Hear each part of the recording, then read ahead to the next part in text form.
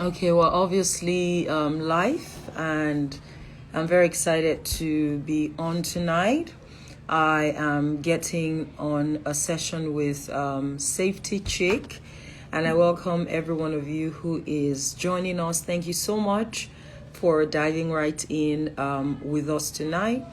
I am getting on a session with Ugochi Obidiegwu, who is the popularly known as Safety Chic, and we just want to have a social innovation conversation. So I'm waiting for her to dive. Safety Chic is around already. So I'm just waiting for her to make a request to me so that I can get you on board into the session tonight. Thank you, Safety Chic, for coming on board. I'm super excited about having you in tonight, and I can't wait to get onto this session with you. Very, very excited. Very excited. Thank you guys so much. So I'm waiting for Safety Chick's request. I hope I don't miss it when it comes through. Okay, I'm waiting for Safety Chick's request to get on this call. Bukola Ikane, my sis, so good to have you. Thank you, everyone. Thank you for diving right in. Safety Chick, I'm waiting for you. At the heart of the conversation that we want to have tonight, okay, let me see. I want to go live. I'm waiting for her, and she should be on board very soon. We are very excited to welcome every one of you this evening to just a chilled, happy conversation. Get your... Oh, she's on board. Hello, Mama. How are you? I'm fine. How are you doing? I'm well. I'm so excited to have you join me this evening. Thank you very much for saying yes to our invitation. And I'm looking forward to an extraordinary time with you. So, guys, now that I have Ugochi on board, I'm now calm because I have nothing to say beyond what she wants to say. So I was just sort of thinking in my mind, oh my God, let her come on board early so I don't start blabbing before the people get tired of me. And I'm glad you are on board. This is a live session that we are hosting from the Ideation Hub point of view. Someone said to me yesterday that since I have literally doubled my social media following since April of this year, it might be important to sort of make a new introduction of me and my expressions for a lot of people who may not know me. So I hope I get across to doing that before July is over.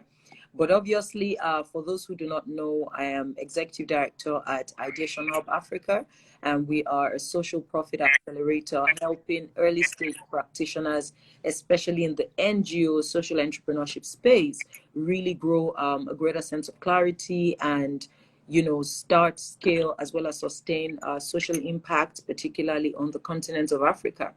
And we just want to have yet another conversation again from that point of view. Some of you may know me with my ministry expressions. Some of you may know me with my coaching expressions, but this one actually has my heart.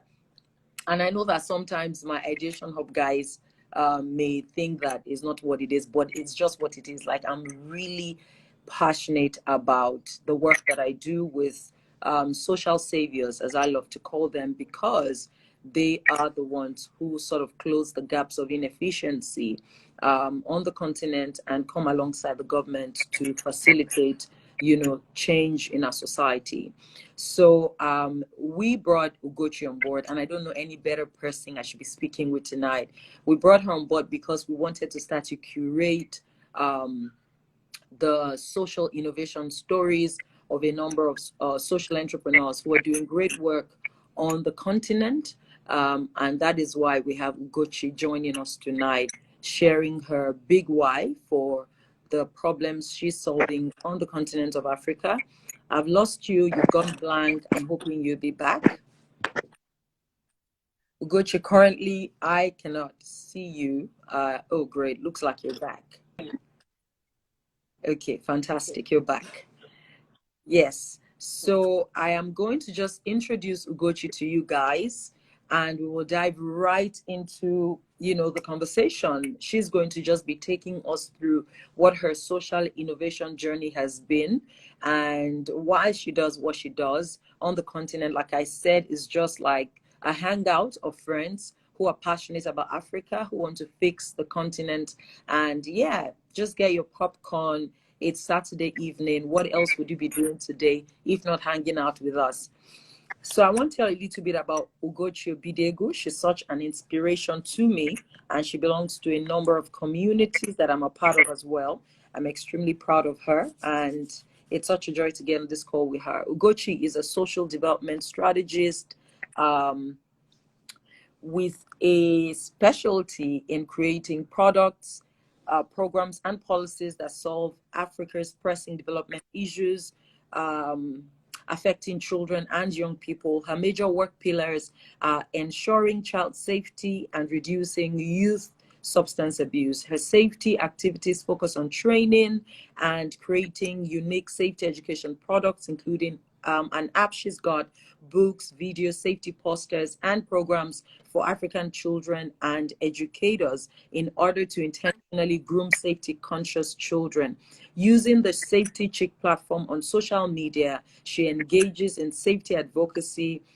She's got the Train Them Young initiatives, and one of her projects has taught safety skills to over 6,000 children in Nigeria and Ghana. She's the author of one of the illustrated child safety book series, The Adventures of Mona. Yay, I love that one very much. I love you very much.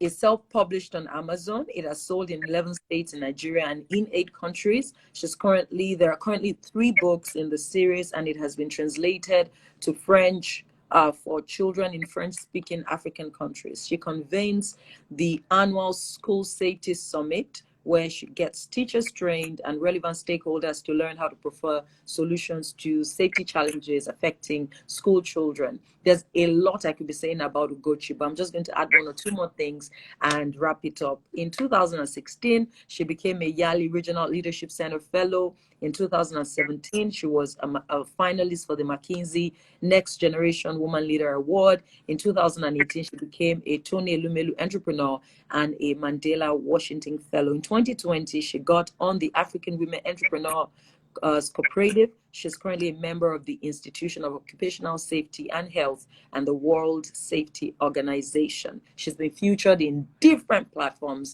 and I'm just so excited to welcome Ugochi today. Like, this girl is blazing for the continent.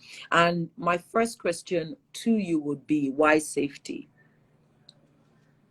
Okay, so I didn't particularly think I was going to do work in safety in that sense. It just kind of found me. I thought I would just work in one oil and gas. I would leave aviation and start working in one oil and gas firm. And things did not quite pan out the way I wanted. I kept applying. Nobody was responding to me. And I was like, what's going on? I'm an intelligent somebody. What's happening? I But know. think God just wanted me to be set in a particular context so that I would understand what I was here to do.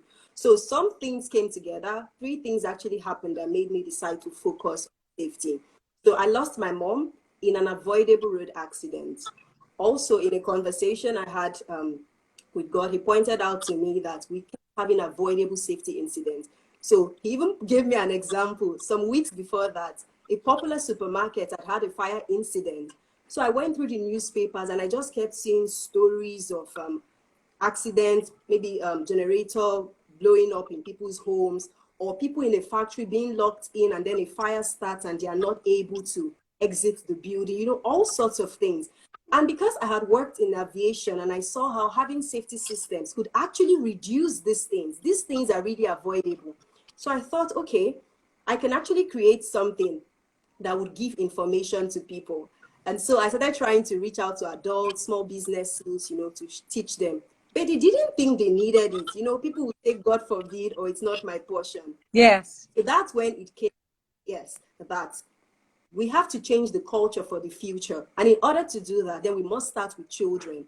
If we train children early and they know to make the safe choice, they would grow with it and it becomes a part of them. Now, when it becomes a part of tomorrow, when you're telling them to do certain things in the workplace, it's not news because they already know. Yes. We're going to phase out adults who do not believe in safety. And that's how it all started. Amazing. So there was incidences around you activating the recognition of that need. There was you losing your mom to an avoidable road accident, and I'm sorry about that. And then there was also just you observing that older people were not as open to the safety information, and then you said, let me go take it from those who would then, you know, emerge in the future ready with a great sense of safety consciousness. I love it. I love it. So now, I mean, you started out with a passion, not necessarily finding so many antecedents ahead of you, maybe people who've gone ahead who could really help you see how to do the work. So you had to step in, learn the ropes, and start to make sense of how the space operated. What would you say really started to help you determine the gravity of the problem, as well as determine what was a solution that could really work? Because I do know that there are many social innovators who see a problem. You know, there are people listening to us tonight, there are people who would listen, who see a problem and who feel like, I can create a change here. I feel like there's an education crisis, and if I train teachers, that will solve it. Or if I get children off the streets into school, that would solve it. But then by the time you get into the work, you may start to find that you had wrong assumptions, and what you thought the problem wasn't the problem, and that now impacts on the kinds of solutions you can create. So how were the first 2-3 years for you? How did you determine what the real solutions were, what the real problems were, and what could tackle them? Okay, so when I started out, I actually wanted to do it for small businesses because I saw that they were the ones who needed it. Those in aviation, oil and gas, construction, they knew what safety was all about and they were doing just fine. But the average small business doesn't think they need it. So I wanted to cater to them. But I realized when I was already in that they did not need my service.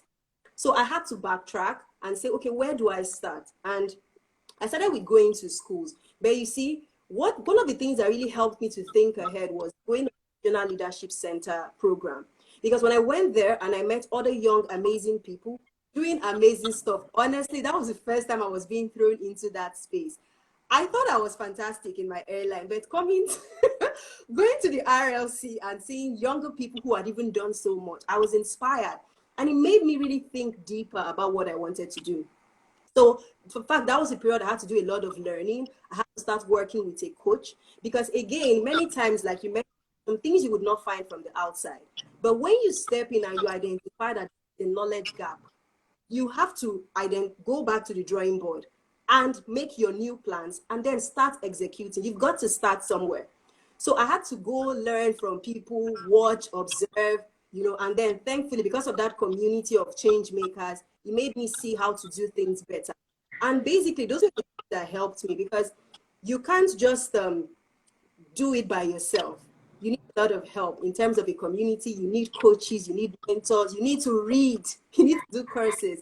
Because there were a lot of things that I basically used myself as the experiment to learn. And I'm happy that we have so many other child safety kids today who are just following the ropes. And it's fine, it's okay. But I had to study, ask questions and all those kinds of things. And then also look at other sectors, see the things I could pick, which could work. And it wasn't just a copy and paste thing, just get highlights and then see how to domesticate it with my own niche. So those were the things that I did. And this is a challenge that a lot of people are going to have. So you need to step back, observe your work again. What are the inputs? What are the things you need to add? What are the things people are going to derive the output? And then what will be the general outcome eventually? When you are clear on this, it makes it easy for you to see the opportunities that would fit in and the ones that would not. And so you won't waste your time and then you're not just running all over. So good. I hear you on that one.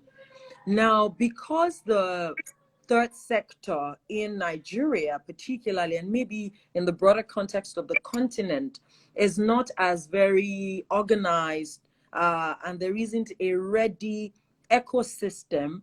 And I even feel that sometimes when you're trying to get help from those who've gone ahead, it just looks like this person is becoming a pest, you know, especially when there is no traction yet. There's no history to prove that, you know, they should be listened to. How do you break past the barriers when you're trying to get into communities, ecosystems, and maybe possible collaborations or just settings that can help you clarify what your vision is and close the knowledge gap? How do you press past that? Because I feel like, okay, someone is laughing at me. I thought they were asking a serious question, but they were just making jest of me that I say I hear you a lot. So how do you press past that? Because I feel like it's one of your own superpowers. If Ugochi wants to connect with a person who she feels is going to be relevant for her vision, she's going to do it somehow, you know. And I think about all the different key alliances that you have. It just blows my mind, especially for someone like me who has very limited social skills. So talk to us about that. When I crack a vision and I start to see that there are types of alliances I require to really clarify that vision, how do I get past the barrier of being pushed back and, you know, being missed in the room? Okay, so this particular question is so important because it's actually the foundation.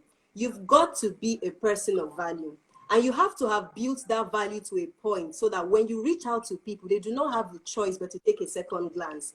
So one of the things I did was, yes, it's true that I was quite popular in my secondary school. I was assistant head girl for 5 years because I was first set.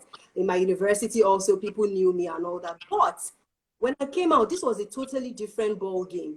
So I had to help myself because I didn't have the money to maybe put my information on a Bella Naija or a Linda Ikeji and all that.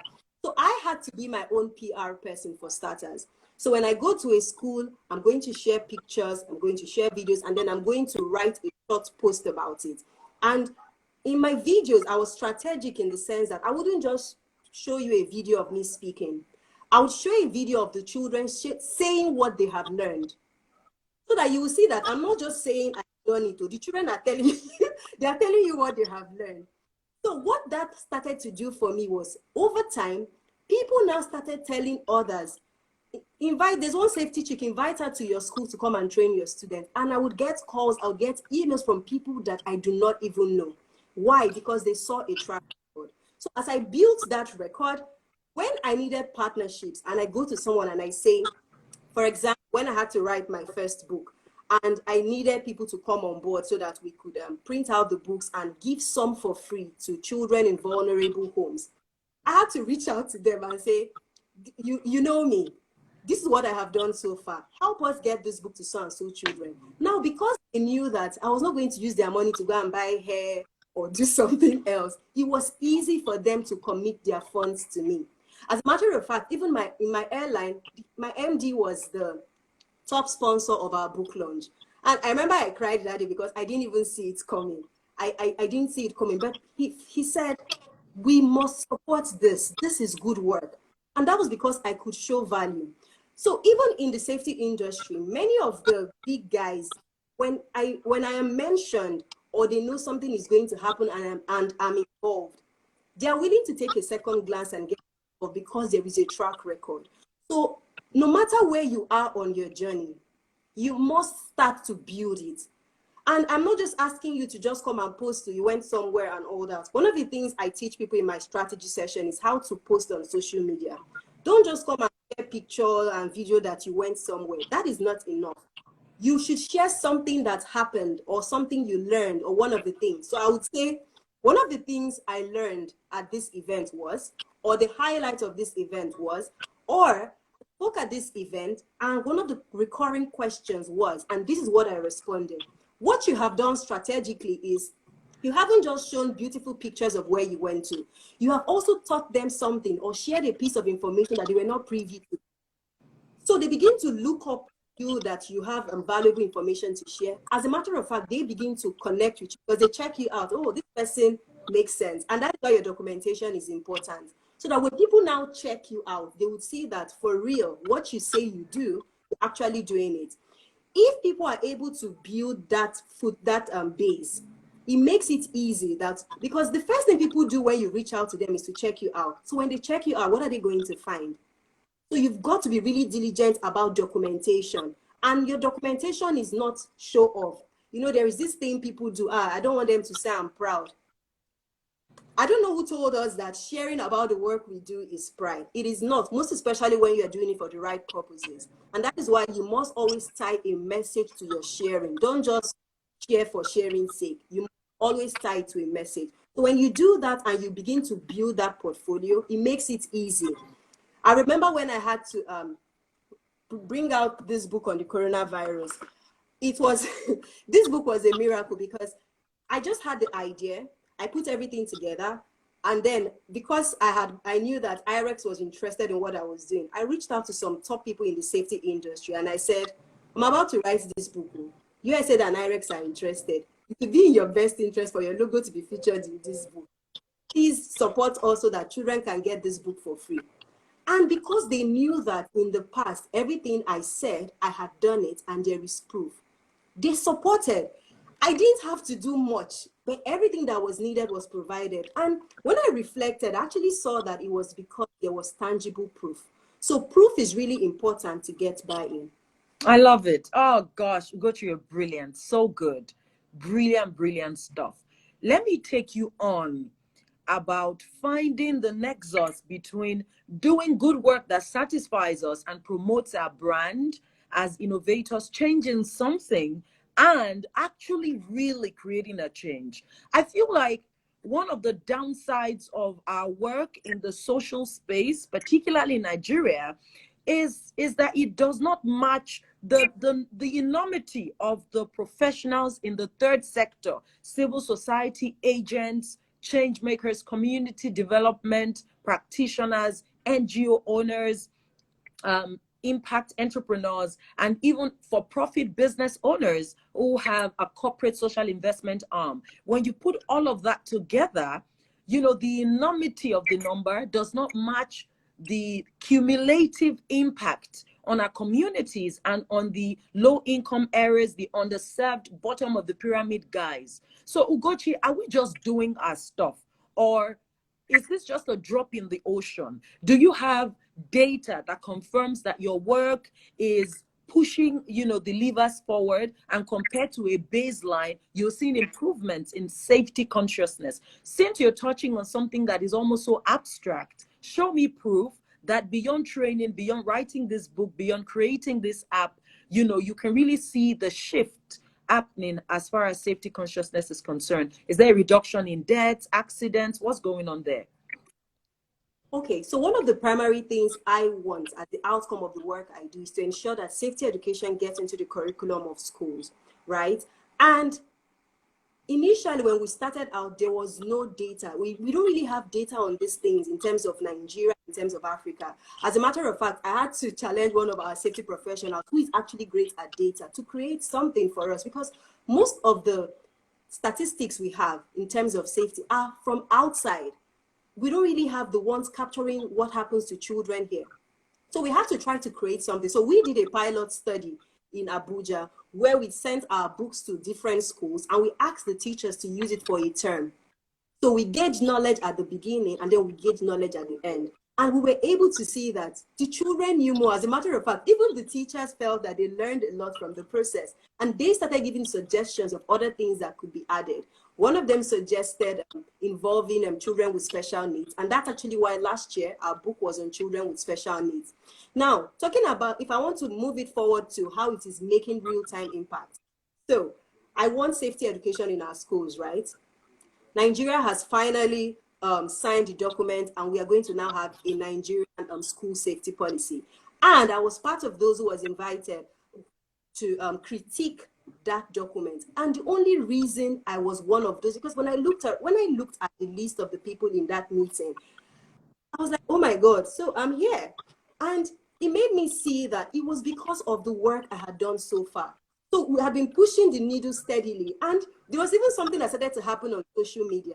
Whenever anything happens in terms of safety in this country, people start tagging me everywhere. And this is what Safety Chic has been saying. This is what Safety Chic has been saying. I didn't really know it was making impact until 2018 when people started to do that a lot. So that's when I saw that, okay, for real, people are now beginning to see it from the perspective we're expecting them to see it from. And so, yes, we have more children who are more informed. We have more safety professionals who are now going out there and trying to also make an impact in their community, because they see that I may not be able to reach everywhere, but once they learn from me, they can begin to implement in their spaces. We also have government bodies who are saying that, okay, yes, we need this to be done. And since she has spoken so much in the area, she should come and give some input as to how this works. And I remember that one of the clauses in that policy talked about the content of safety education. And I was able to talk about the things that should be added in there. And then, of course, there were also some things that were not quite informed. And I had to give my perspective, because I have actually worked with schools that are at the lower rung of the ladder and the schools that are high up there. So I have seen it from both ends. They're telling me we have a national curriculum that covers everything in this country, and children are learning it in school. I can tell you that I've actually been to some schools where children have not heard anything about safety. So if you're saying safety is actually a part of that curriculum, I have seen children who were just hearing about it for the first time from me. So that it now made them see that there was a disconnect. So yes, these things might exist, but it is not getting to where it should be. And that is where the work comes in, and we're trying to bridge that documentation. So it has really proven to me that the work counts. But you see, for the work to count, we must always check what we are doing, what problem exactly it solve, what is that general outcome we want to see in society, and to ensure that we tailor our work in that direction. If we do not do that, it will just seem like we're doing so much, but then there is no impact. It is not really making meaning in the grand scheme of things.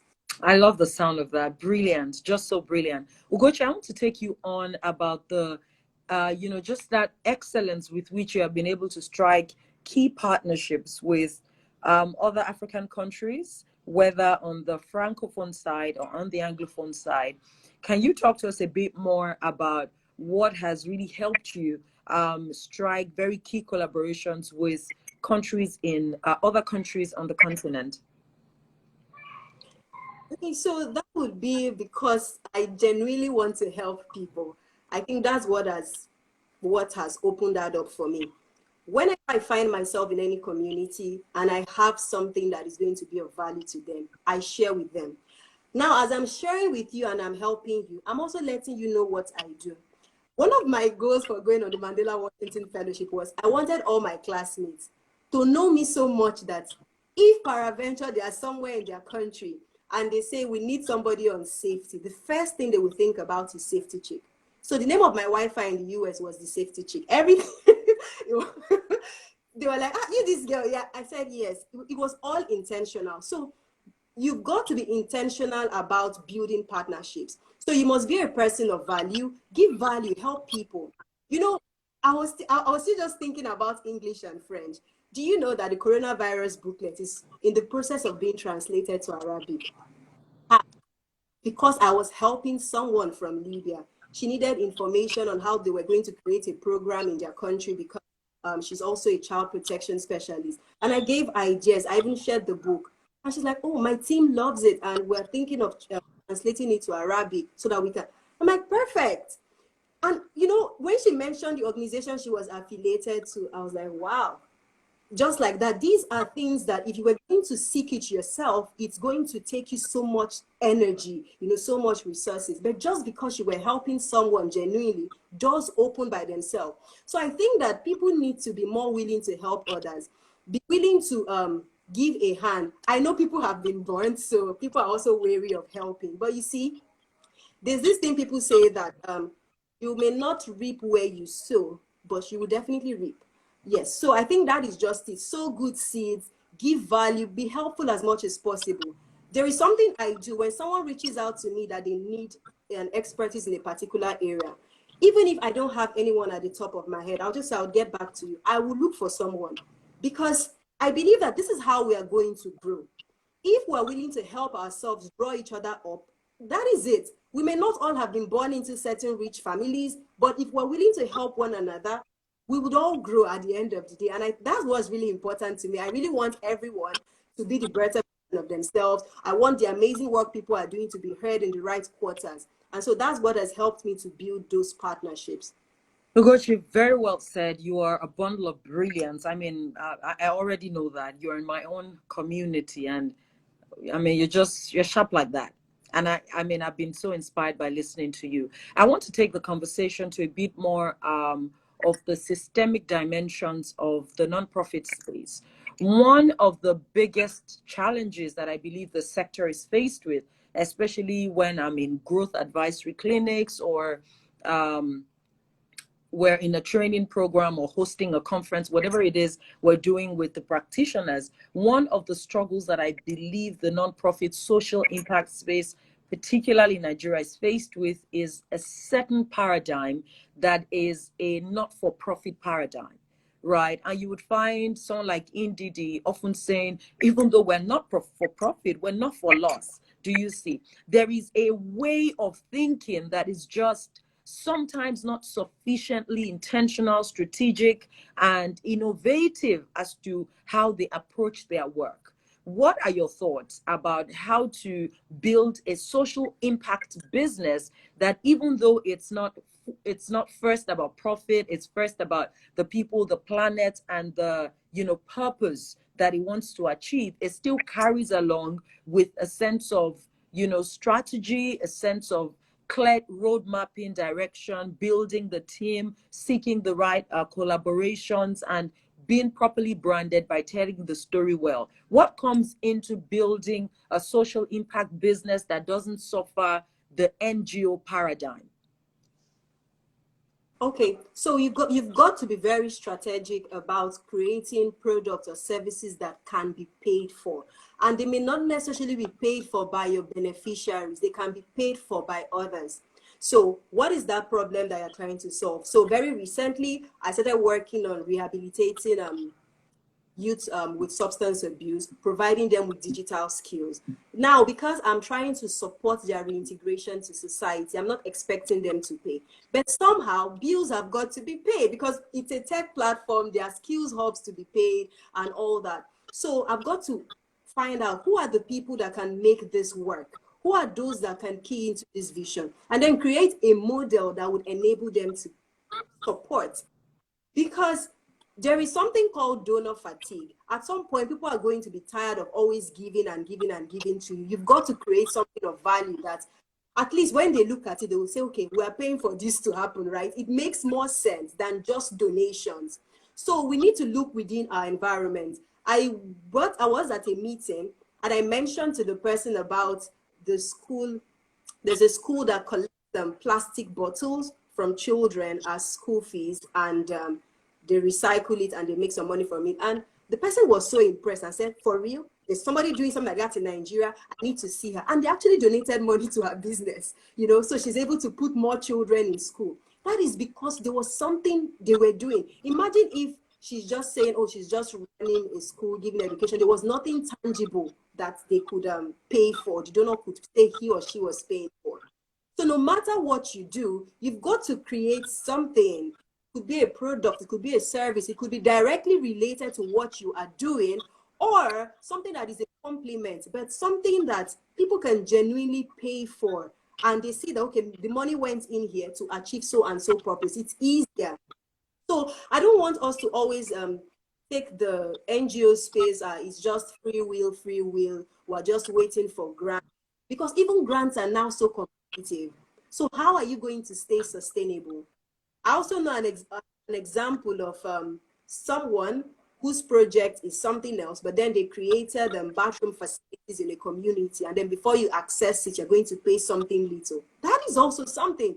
So you've got to think, what is the unique thing that you can do? What is the unique service you can offer that's going to still bring some resources in to keep you sustainable? Because this is why a lot of people burn out in the course of doing this, because there is nothing to keep them sustainable. So even though you want to do good, you don't have the resources to do it, and you need resources to make maximum impact. I mean, I had to print 1,000 copies of books and give to children for free in 6 states. Someone had to pay for it. Yes. Yes. So for the children to get it free, someone had to pay. So it's the same thing. We've got to be really strategic about that.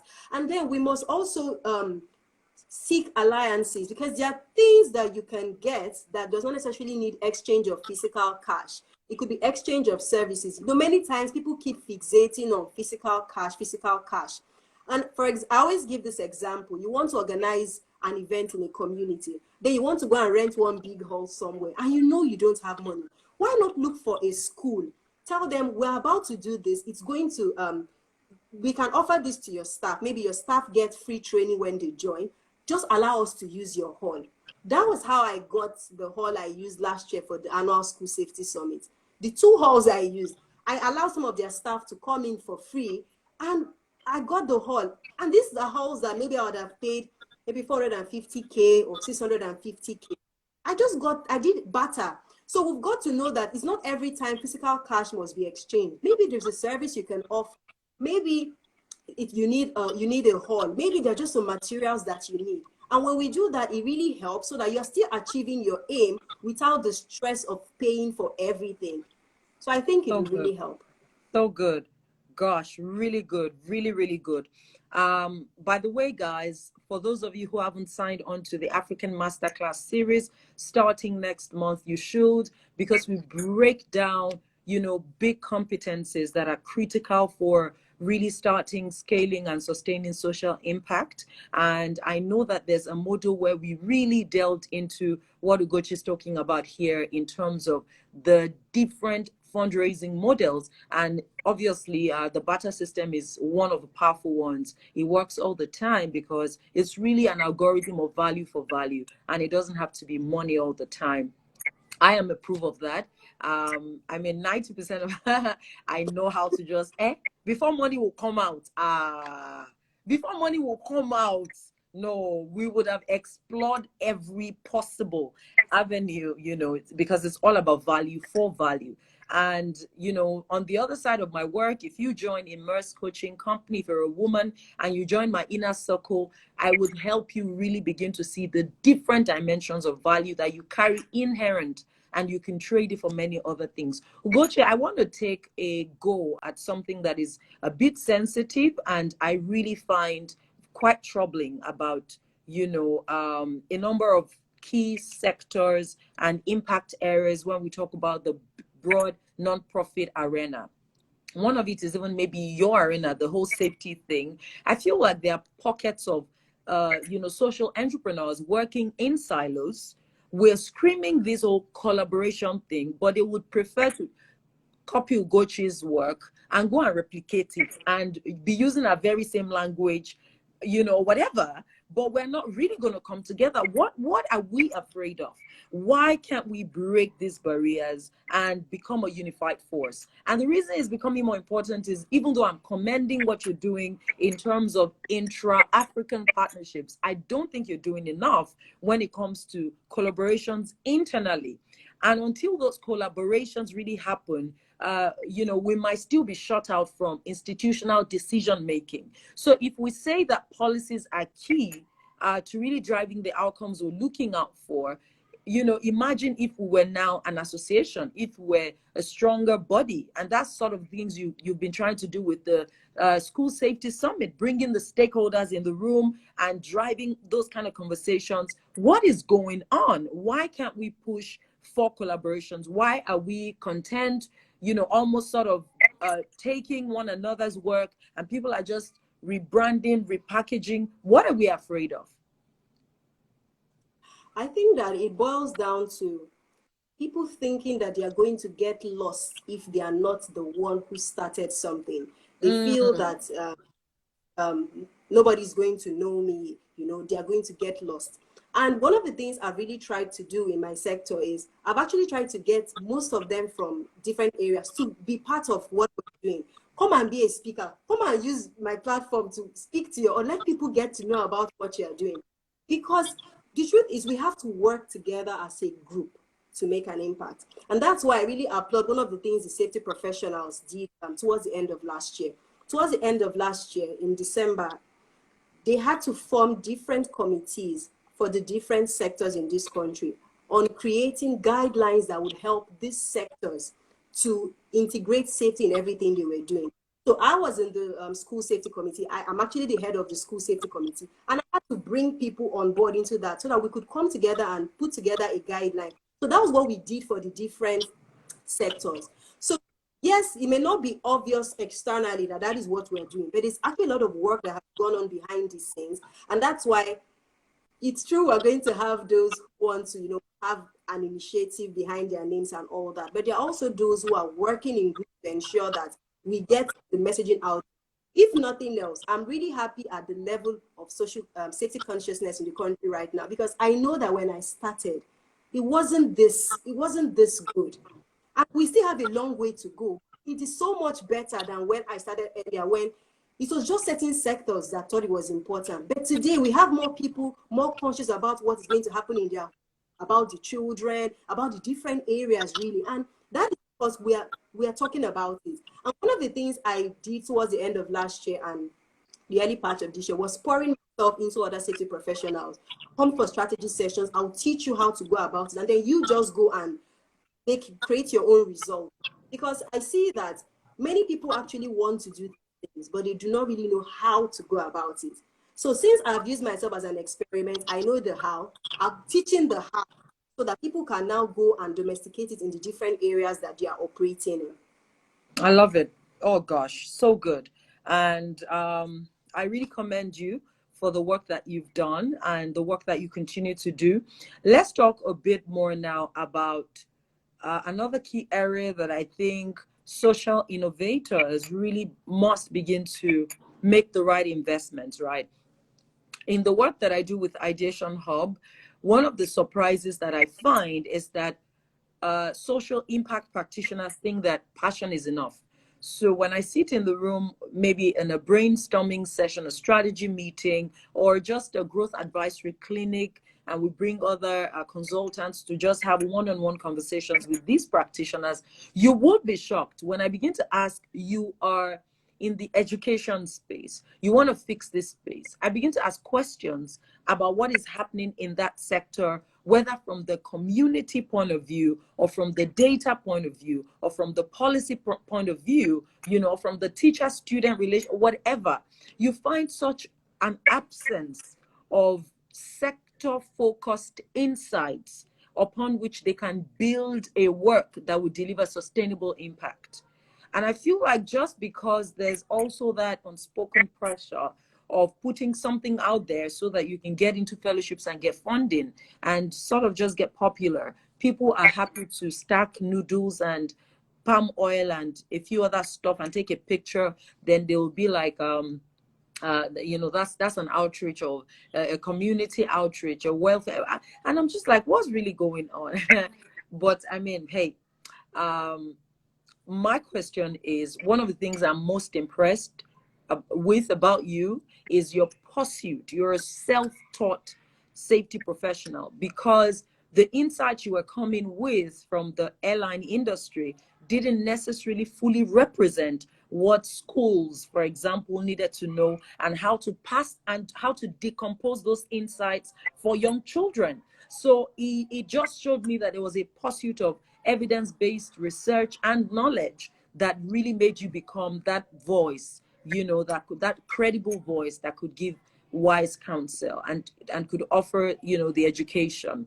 How do we create a system, or what were your own tools for getting the knowledge that you needed? How did you come up to speed with the insights that were required to do an excellent work in your space? Okay, so there is something you normally say, which is the person that receives a vision is not the same person that executes the vision. Absolutely. And that is just it. So yes, I had done the various international safety certifications and all that, but it was totally different from what I needed. And one of the things I never forgot, which I got from my first safety training, was for you to be a thorough safety professional, you must have knowledge, ability, training, and experience. It's called KATE. You must have it. So yes, I've done classes, I had knowledge. Ability, yes, I'm passionate. Then training, I done in some certifications, but then I did not have enough experience. So what I had to do was, since I worked in an airline, which meant it was my full-time job, but I have 6 weeks of leave annually. So I had to split my time. When I'm on leave, it's either I'm writing an international certification or I'm working somewhere pro bono. Remember one of my holidays, I had to go and work in my airline's Port Harcourt office because there's a rotary wing is there, and I had to go and work in their safety unit just to see how things were done because I knew that I needed experience and my job would not allow me to go and get it full time. So all I had was my holiday. So every holiday I had, I was either learning or I was practicing. And when it was time to put it into the children aspect of things, because I'm great at teaching, I'm able to break things down. It was easy for me to see what is the overall thing that I need, then how can I communicate it to children, and then I'm able to pick topics that are relevant. And 50 trainings I had done, there was nothing on child safety or school safety. I had to learn about that from other sectors and then try to infuse safety into it. So anybody that is going to do well in any niche, you've got to make sacrifices. I remember one time when I was supposed to travel to the UK for holiday with my colleagues, and I had to write an international exam, so I didn't go. So I gave them money, please shop for me. I thought I was fine. I gave them money to shop for me. One day during tea break, I went through my BBM and I saw pictures. And I'm like, oh my God, I'm supposed to be in the UK. I'm here reading book. So that was the day I said to God that, okay, this travel, I'm going to travel, but it's going to be all expenses paid. So I'm just going to focus and do my courses and all that. And that was what eventually happened. When I started traveling, it now became all expenses paid and all that. But I had to make sacrifices. So you must commit. There are times I'm here. This is my workspace at home. I'm here till 2 a.m. I'm researching, I'm reading, I'm doing certain things because I always need to know what is going on. I need to learn more so that I can serve the people I want to serve. And I'm not just learning only about safety. I'm learning about other things. There's something that people forget. When they are learning about something, they try to narrow it only to that thing. You have, if for example, I'm saying that my target audience is African child, and I want them I wanted to reach English and French speaking children, then I should be able to speak French. So I should be willing to do that class, sit down, sit down and do it. I should be willing to know about policy because if I'm already getting invites to critique a policy document, I should know much more about it so that I can speak in an informed manner. So many times people want to just learn only on that niche. It's not enough. You must learn all around because I always say that the thing you are doing today is not what you are going to be doing forever. Wow. That's why you must learn a lot because it's preparing you. There is something bigger in front. And if you have not prepared yourself, when you now get to the front, you are almost unprepared. It is not going to be a nice thing to get to where you have always dreamed of getting to. And you are not prepared for that opportunity. Wow. You don't sound like you know what you're talking about. You don't sound like you understand the realities in the grand picture. You know, it won't be nice. And that's why I always tell people that, you know, that practical we did in secondary school where we would plant a maize seed. And then we're always so excited when the thing began to come up and all that. So I always ask in some of my sessions, if as that little plant started sprouting, and one day you came and you saw a full-blown apple on this stalk, what do you think would happen? It's going to break because it doesn't have capacity to carry. So yes, full apple is a good thing, but in that moment, it's not. So we've got to build capacity for where we are going to so that the pressures of where we get to do not break us.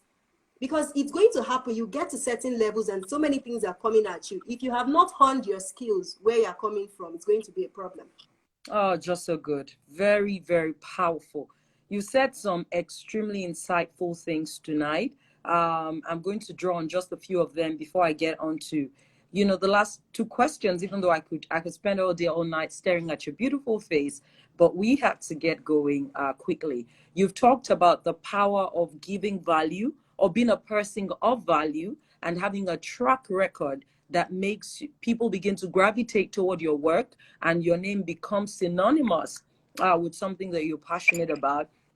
And you went on to lay on that and started to also talk about give that value for free sometimes, demonstrate the willingness to help. And in sowing those good seeds, you start to open up possibilities and opportunities that you didn't even know were available. You've also talked about making the right sacrifices, investing in knowledge, and you've shared a very powerful thing around what is called the social enterprise model. Even when you want to deliver social impact for free, meaning your beneficiaries might not be the one to pay for it. You want to have programs, products, and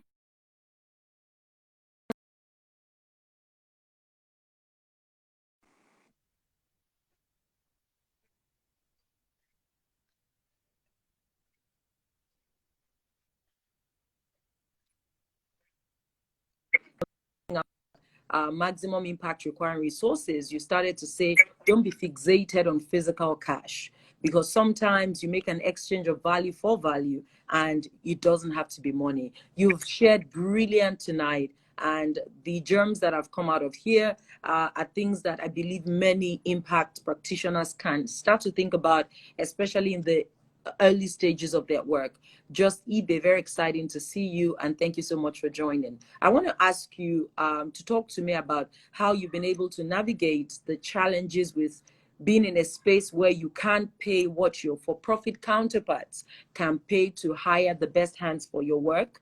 How do you provide non-financial remuneration strategies or motivation for your team members to continue to do a great work with you, even when you're unable to pay what they could earn in a bank? Okay. So I always look out for opportunities that are going to help them grow. So some of them, I take them on projects I'm doing with really big organizations, because maybe by themselves may not be able to enter those places, but because they are coming with me, they would enter. So I give them that experience, and then I give them that opportunity to reach out anytime, and I'm available to answer their questions. When I also see opportunities that is going to make them, help them make, I let them know. I just saw this, or someone sent this to me. I think you should apply for it. In fact, one still sent me a message now. He said, that woman you told me about, she's offering this. What do you think about it? And if it's okay with you, you can take it. And I said, okay, I'll tell her to add this amount. What do you think? I said, okay, you know. So I do that for them. And then also from time to time, I make sure that they get some stipend, you know, everybody, money will enter your account, that kind of a thing. Yes. And then also there are some services that I really cannot get on that at that volunteer level. I really have to pay for them. So I have those arrangements. So for example, my business is really big on my legal and my accounts. So those are full-time staff and they get paid. But for the other partners,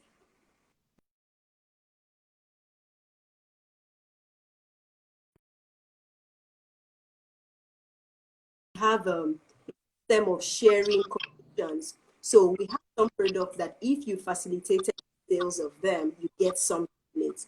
So that's non-negotiable. Bring the money, you take your cent, and that works just fine.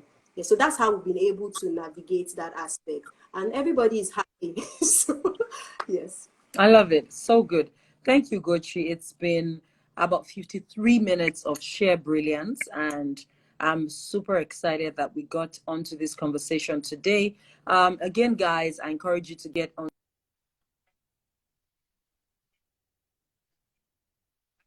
It's free, and we're welcoming 10,000 practitioners in Africa's social sector on that 6-week, boot camp that covers 15 big modules and has you interacting with mentors on the continent who've done amazing work themselves.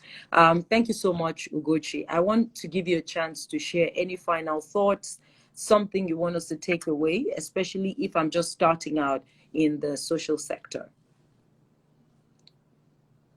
If you are just starting out, don't get fixated on numbers.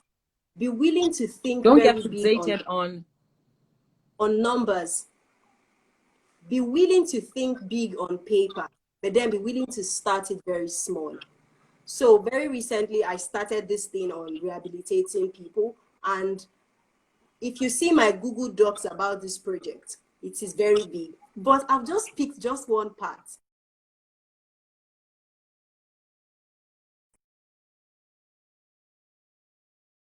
reinvent the wheel. All I had to do was leverage collaborations. Okay, so you have skills hub, come this way. You have rehabilitated youth, come this way. I match you together. So I had to start small, yes, but the vision is much bigger, and I'm willing to start small and grow.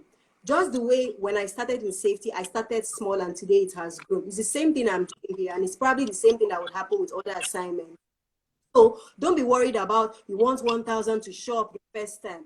I was willing to start with 5 rehabilitated youths. And now the number we even have is more than that. So be willing to start small, but of course, think big on paper and make plans for it strategically.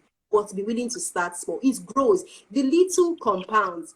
It's almost like, you know, you want to be fit and you want to do exercises and you don't have to do 1,000 push-ups the first day. If you can commit to do 5 minutes ever, diligent with your 5 minutes every day, by the end of the year, there will be a difference. So we need to always understand that it's not just about having everything blow at the beginning. I know the music industry makes you just want to blow. If you just blow like that, you fizzle out. So you've got to, you need to dig your roots.